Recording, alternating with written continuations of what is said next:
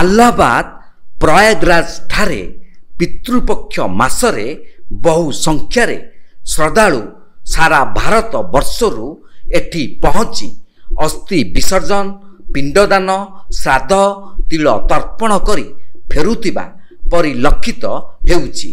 ଭାଦ୍ରବ ମାସର କୃଷ୍ଣ ପକ୍ଷରୁ ଆରମ୍ଭ ହୋଇ ଆଶ୍ୱିନ ମାସ କୃଷ୍ଣ ପକ୍ଷ ଏହି ସମୟ ପିତୃପକ୍ଷଙ୍କ। ଏହି ସମୟରେ ପିତୃପୁରୁଷଙ୍କୁ ପିଣ୍ଡଦାନ, ଶ୍ରାଦ୍ଧ, ତିଳ ତର୍ପଣ ସାଙ୍ଗକୁ ଅସ୍ଥି ବିସର୍ଜନ ହୋଇଥାଏ।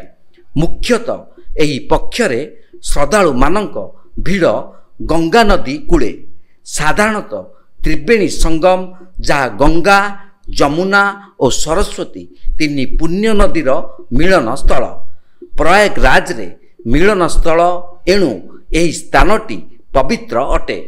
ଏଠି ଅସ୍ଥି ବିସର୍ଜନ, ପିଣ୍ଡଦାନ, ଶ୍ରାଦ୍ଧ, ତିଳ ତର୍ପଣ କରିଲେ ପୂର୍ବଜଙ୍କ ମୋକ୍ଷ ପ୍ରାପ୍ତ ହୁଏ ଏବଂ ସ୍ୱର୍ଗଲୋକ ପ୍ରାପ୍ତି ହୁଏ। ଏହା ପୁରାଣ ଓ କିମ୍ବଦନ୍ତୀରୁ ଜଣାଯାଏ।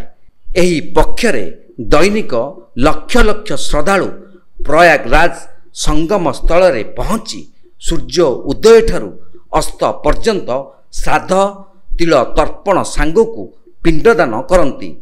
ଆଜି ଏହି ପୁଣ୍ୟ ତୋୟା ପୀଠ ସଙ୍ଗମ ସ୍ଥଳ ପ୍ରୟାଗରାଜରେ ଆମେ ଏଠି ପିତୃପୁରୁଷଙ୍କ ଲାଗି ଦଣ୍ଡାୟମାନ। ଆସିକାରୁ ରଞ୍ଜନ କୁମାର ରାଉତଙ୍କ ରିପୋର୍ଟ, ତୀର୍ଥକ୍ଷେତ୍ର ଲାଇଭ୍।